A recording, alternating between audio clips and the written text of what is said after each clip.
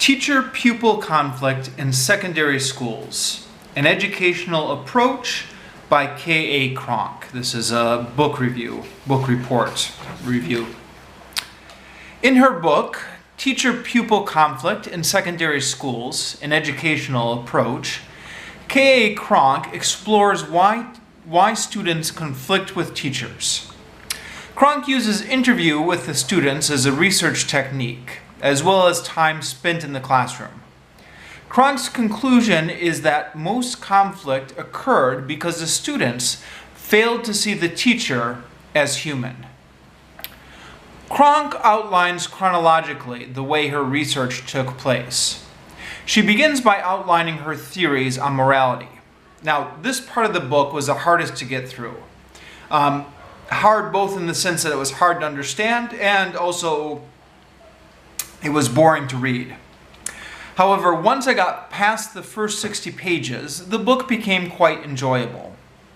Cronk outlines the discussions she had with the students, followed by the experiment in which Cronk taught the class for 2 periods every Wednesday. Finally, Cronk gives some of her conclusions. Because of this format, the book reads more like a story than a piece of academic research. The different children are portrayed vividly and realistically, and much of the conversation that took place is reproduced verbatim in the book, and the idioms used are quite interesting, at least for an American reader. The author doesn't say so anywhere explicitly, but as you start kind of reading the dialect these children are using, it becomes very apparent that the book takes place in Britain. So if you're an American reader, all these Britishisms are an added interest when you read the book. The first chapter is the introduction. In it, Cronk lays the framework for the rest of the book. She mentions Roger's belief that most conflict arises from teachers being too authoritative, and conflict would be reduced if teachers let the students see them as human. Cronk states, like Rogers, I believe this because I believed in the intrinsic morality and trustworthiness of pupil persons. Cronk goes on to qualify this belief, including, it is important to understand that the suggested approach to pupil-teacher conflict does not contain a naive hope that if persons are nice to each other, all their problems will disappear. Morality is not conceived here as a body of right answers, but a constant search for the best answers in a continuously changing present. The second chapter, Theoretical Considerations, Cronk describes the concept of intrinsic morality. The subject must be capable of choosing his or her own behavior, and then must act altruistically. She outlines 7 points which follow from that, and describes each in more detail.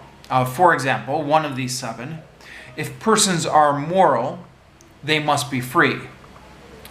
Cronk then goes on to talk about the support in academic literature for her concepts of morality. Cronk writes about the problem of determinism and declares that none of the philosophical solutions to this are satisfactory, and the only recourse left is to declare that humans are organisms and to explore the physical sciences for evidence which would allow them to be regarded as intelligent, creative, and moral organisms too. Cronk writes about this for a while and then applies what she wrote about to teacher-pupil conflict. By using Baum's analogy of humans as miniature force fields, she concludes, it is possible to maintain that persons, as wholly physical systems, are free in the full sense which is required by the concept of intrinsic morality.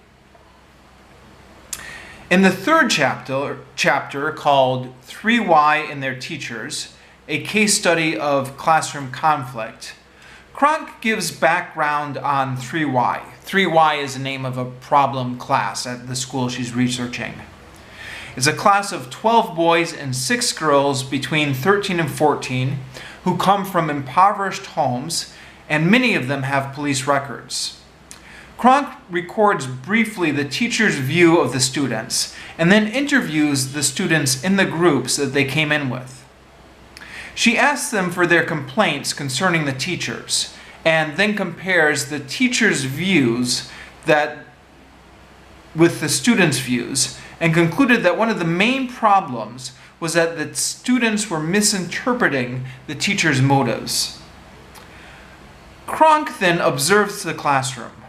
I found it interesting that the one teacher that the students unanimously approved of, Cronk was not allowed to observe because she was a young probationary teacher.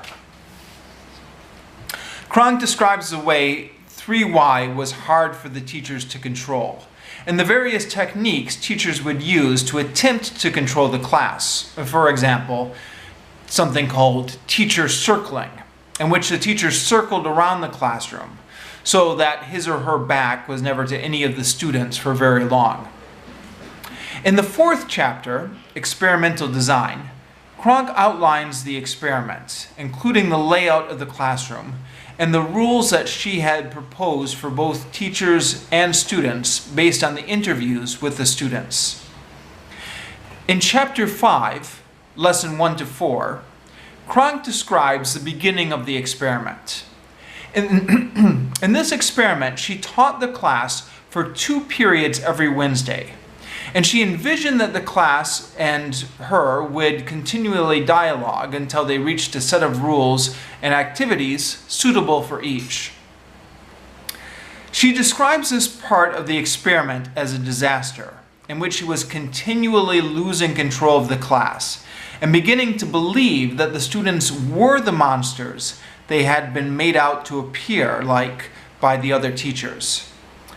She has difficulty getting the class to listen to her, to do any work, and the class is obsessed with sex. Chapter 6 is entitled The Effect of Teacher-Pupil Discussion on General Classroom Behavior. In this, she brings 3 of the boys in to talk about how to manage the class. One of the boys said the only way to solve anything was by strict punishment, which Cronk was theoretically opposed to.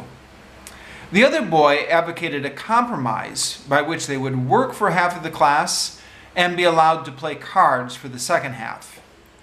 Despite reservations, Cronk decided to implement this. She describes the results, some improvement on their work, as well as the effect this had on the rest of the class. Cronk embarks on a quest to wean them away from their card playing by making the curriculum more interesting. In Chapter 7, the relationship between classroom behavior and the curriculum, Cronk describes the remainder of the lessons and her attempts to engage the card players.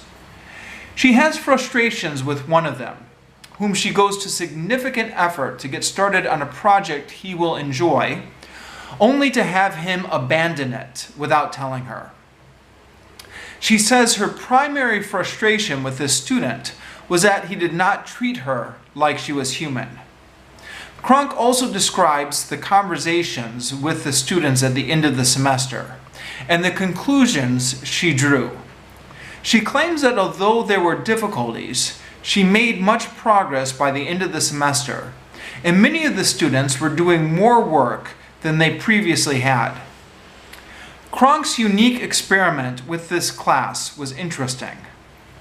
What I was most surprised by was the inability of most of the students to articulate what they found so distasteful about school. Similarly, they had little helpful suggestions to Cronk about how to improve it. Almost all of them advocated strict punishment as the way to control the class, yet reacted negatively when this was employed.